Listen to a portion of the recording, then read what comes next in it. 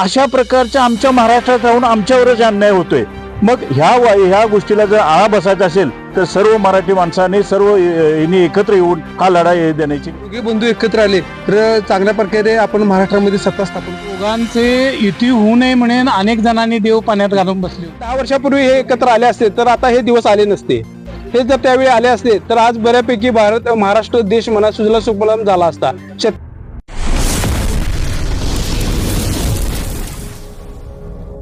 महाराष्ट्रात संघर्ष म्हणून सेना ओळखत असलेल्या शिवसेना ही काही कारणास्तव भावकीमध्ये वाद होतात त्या ठिकाणीच शिवसेनेमध्ये सुद्धा फूट पडली। त्यातून राज ठाकरे हे बाहेर पडलेत आणि कालची स्टेटमेंट पाहता उद्धव बाळासाहेब ठाकरे आणि राज ठाकरे यांच्यात की एकत्र येण्याची बातमी या ठिकाणी सगळं व्हायरल झाली। आपण राधानगरी तालुक्यातील काही जे कट्टर शिवसैनिक आहेत त्यांच्याकडे जाणून घेणार आहोत की ते तुम्ही त्याकडे कसे पाहता। नमस्कार। नमस्कार। जे आम्ही काल बातमी न्यूजमध्ये पाहिलं, एक चांगली आम्हाला शिवसैनिकांच्या मध्ये ती बातमी पहिल्यानंतर एक आनंद निर्माण झाला। का राज ठाकरे साहेब सुद्धा आमचे जुने शिवसैनिकच आहेत। त्यांच्या भारतीय विद्यार्थी सेनेमध्ये मी काम केलेलं आहे।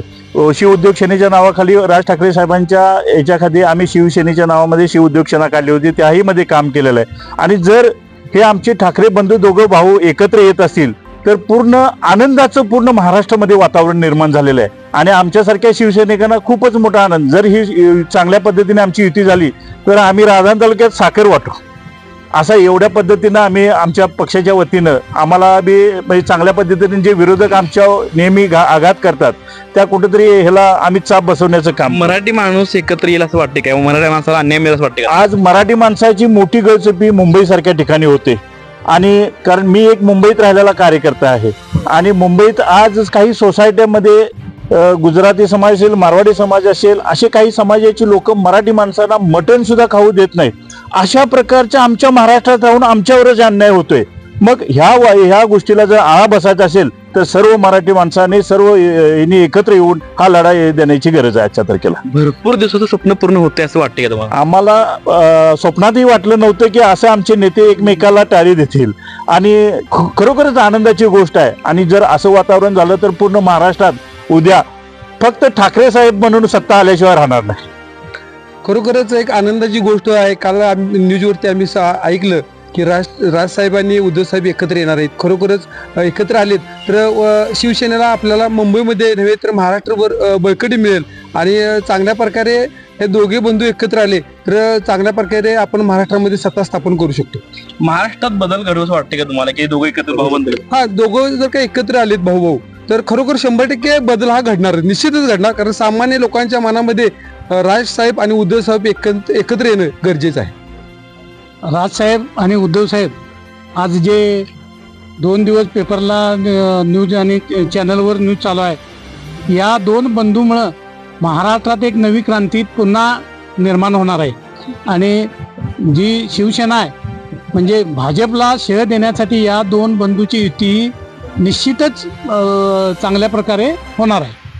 ह्या दोघांचे युती होऊ नये म्हणून अनेक जणांनी देव पाण्यात घालून बसले होते, पण काय नीतीत काय बदल झाला कोणास ठाऊक। पण दोघा बंधूंनी एकाच दिवशी एका बंधूने अगोदर एका चॅनलवर सांगितले की मी टाळी द्यायला तयार आहे, लगेच त्या दिवशी 1 तासभराच्या अंतरानं दुसऱ्या बंधूंनी पण त्याला पाठिंबा दिलाय।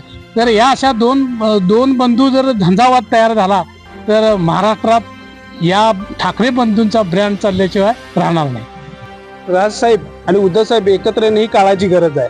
भविष्यात बघा, इतिहास जर जपायचा असेल, गड किल्ले संवर्धन करायचं असेल तर ठाकरे घराणेच पाहिजे।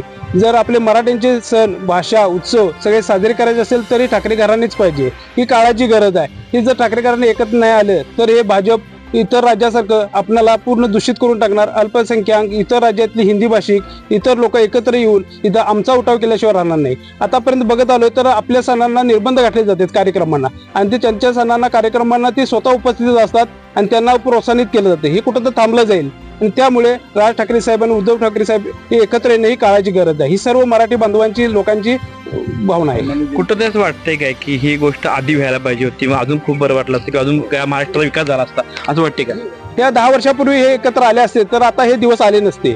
हे जर त्यावेळी आले असते तर आज बऱ्यापैकी महाराष्ट्र देश म्हणा सुजला सुफलाम झाला असता. शेतकऱ्यांचे प्रश्न म्हणा, परत इतर तरुणांचे रोजगार म्हणा, हे इतर राज्यातले उद्योगधंदे गेले नसते.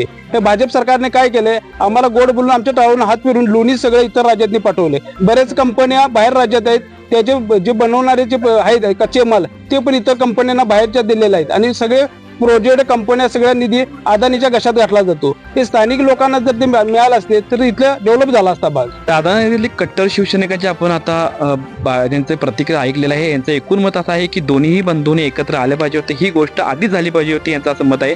पण आता हे जे निर्णय घेतलाय त्यांचं त्यांनी स्वागत केलेलं आहे. धन्यवाद.